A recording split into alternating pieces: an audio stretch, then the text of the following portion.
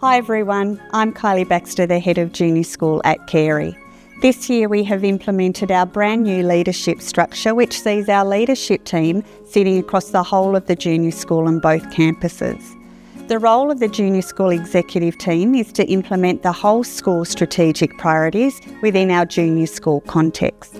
It is important that our leadership team has a shared vision and we share a collective responsibility for ensuring that the preconditions of learning are in place in every classroom. We have a consistency of practice between our classrooms and teachers, and that this practice is evidence-based. I'm really looking forward to introducing you to some of the members of the leadership team now. Emma, what is personalised learning and what does that look like in the junior school?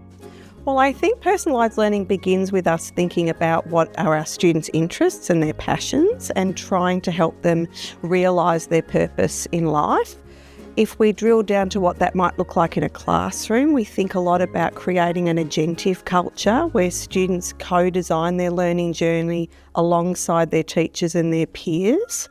From a teacher's point of view, it is thinking about that we don't have a one-size-fits-all approach and that we do have a variety of instructional practices that we look for so that each student can be met from where they are. Mel, what makes our approach to wellbeing and community in the junior school unique?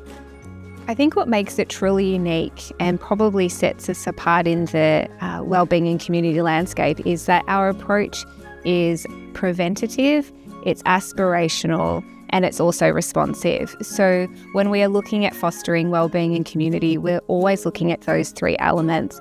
And in regards to the aspirational piece, recently we've launched our Values in Action across the junior school, which is an incredible tool that is going to be used so students know how to live out the school values in day-to-day actions that they take. And one of the key things that I think is an incredible shift for children when they start understanding how to embody the Carey values of care, respect and growth is that they start understanding that they are shaping Carey, that they're not just coming to Carey. And that in itself is a powerful tool of shaping both their personal well-being, but also creating a community culture that we haven't seen before.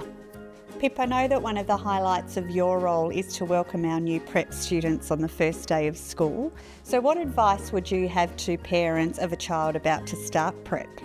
You're right, Kylie. One of my favourite aspects of this role is welcoming the prep parents and the children. I think my number one tip would be to not build up that first day of school or the beginning of school too much, but rather just see it as a natural transition or next steps for your child. Sophie, what is the most rewarding part of your role? Seeing the impact of our work on a student, both academically and personally, is really rewarding. I love it when a child brings their work to me and they have a real sense of pride on their face that they've achieved something. Watching a child flourish and grow in our care is wonderful. Cinzia, what are the most common questions that you get from parents about their child's learning experience through years 4 to 6? I'd say the most common question from parents is around how we're catering for the interests and the needs of each individual student, making sure that we're ensuring that their growth is continuous. And we know that part of that is that we need to also focus on their social and emotional well-being, because when children come to school happy and confident and feeling great in their learning space, we get the maximum out of those students. Wendy, you have a long history with the school. What makes you stay so motivated and engaged in working with our youngest learners? It's a really good question, Kylie. So I think the sense that I am contributing in a small part to children and families' lifelong journey of education.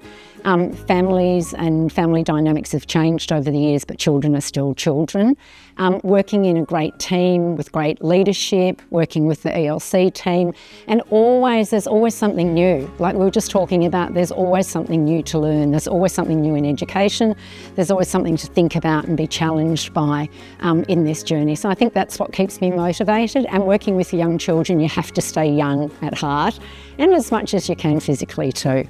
I hope that you enjoyed meeting the members of the leadership team today. If you do have any further questions about anything that you have heard from any member of the team, then please don't hesitate to reach out. Thank you.